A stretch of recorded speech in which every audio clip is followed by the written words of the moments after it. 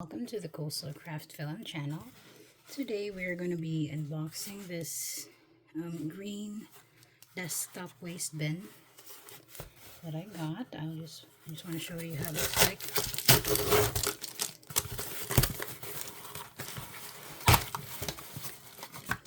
So this is really small, so it can't really hold a lot of things, but it's very sleek and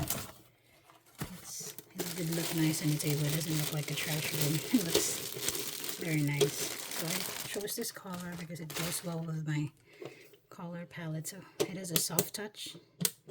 As you can see, it's very nice.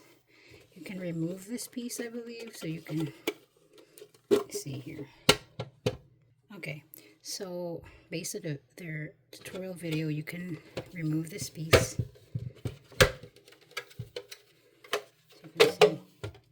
So you can put your trash liner, like a small trash liner, inside this and put it back so it holds it in place. And you got your personal waste bin that is very cute. So that is our unboxing video. It is our unboxing video for today. I hope you like this video. I'll see you in the next one. Bye bye.